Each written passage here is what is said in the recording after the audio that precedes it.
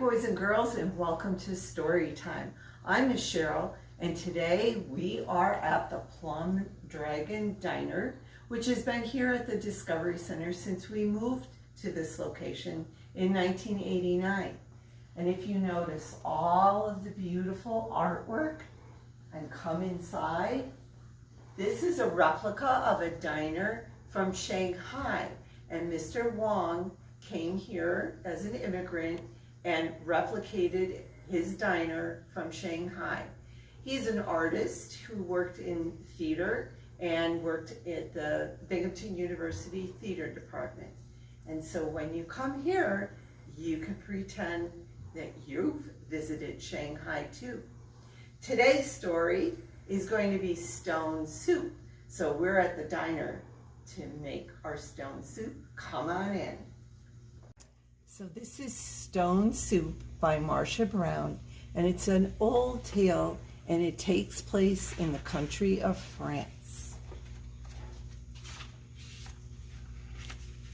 3 soldiers trudged down a road in a strange country.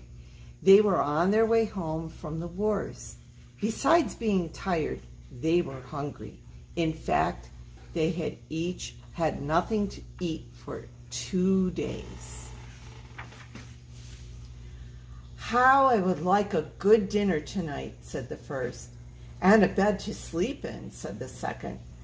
"But all of this is impossible," said the third. "We must march on." On they marched. Suddenly, ahead of them, they saw the lights of a village. "Maybe we'll find a bite to eat there," said the first. "And a loft to sleep in," said the second. "No harm in asking," said the third. Now the peasants of that place feared strangers. When they heard that 3 soldiers were coming down the road, they talked amongst themselves.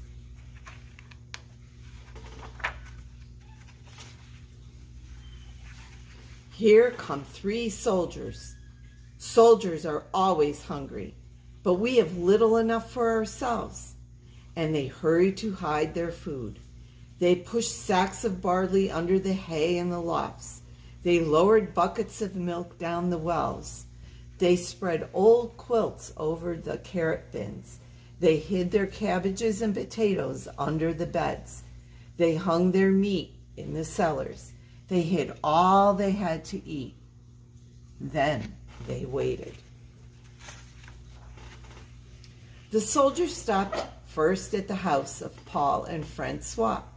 "Good evening to you," they said. "Could you spare a bit of food for 3 hungry soldiers?" "We have had no food for ourselves for 3 days," said Paul. Francois made a sad face. "It has been a poor harvest." The 3 soldiers went on to the house of Albert and Louise. "Could you spare a bit of food? And have you some corner where we could sleep for the night?" Go. "Oh no," said Albert. "We gave all we could spare to soldiers who came before you."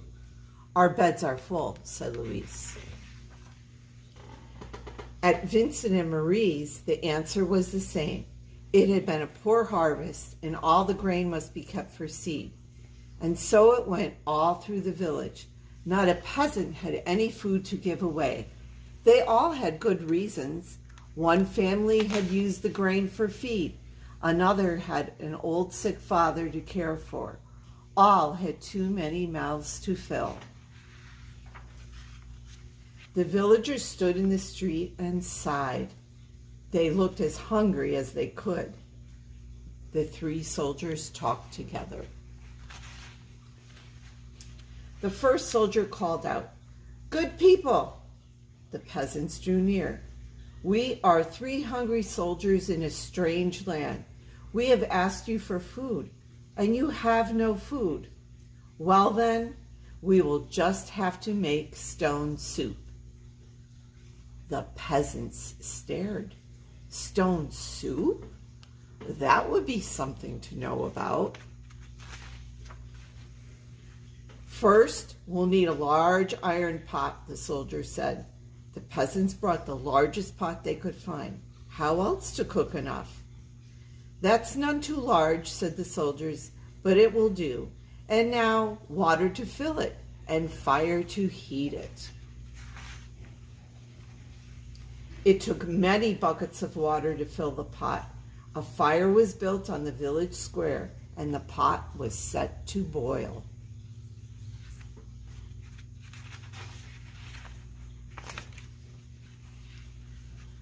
And now, if you please, 3 round, smooth stones. Those were easy enough to find. The peasants' eyes grew round as they watched the soldiers drop the stones into the pot. Any soup needs salt and pepper, said the soldiers as they began to stir. Children ran to fetch salt and pepper. Stones like these generally make good soup. But oh, if there were carrots, it would be better. Why, I think I have a carrot or two, said Francois, and off she ran. She came back with an apron full of carrots from the bin beneath the quilt. A good stone soup should have cabbage, said the soldiers as they sliced the carrots into the pot. But no use asking for what you don't have. I think I could find a cabbage somewhere, said Marie, and she hurried home. Back she came with 3 cabbages from the cupboard under the bed. If we only had a bit of beef and a few potatoes, this soup would be good enough for a rich man's table. The peasants thought that over. They remembered their potatoes and the sides of beef hanging in the cellars. They ran to fetch them. A rich man's soup, and all that from a few stones. It sounded like magic.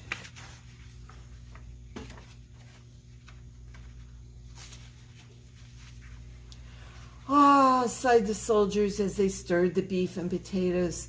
If we only had a little barley and a cup of milk, this soup would be fit for the king himself. Indeed, he asked for just such a soup when he last dined with us. The peasants looked at each other. The soldiers had entertained the king? Well, but no use asking for what you don't have, the soldiers sighed. The peasants brought their barley from the lofts. They brought their milk from the wells. The soldiers stirred the barley and the milk into the steaming broth while the peasants stared. At last the soup was ready. All of you shall taste, the soldiers said, but first a table must be set. Great tables were placed in the square, and all around were lighted torches.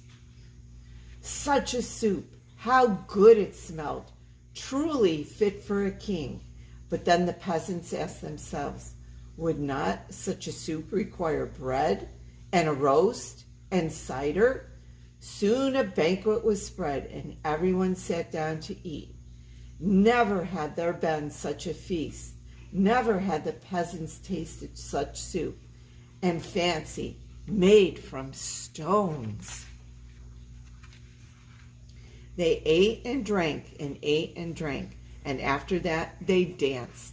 They danced and sang into the night. At last they were tired.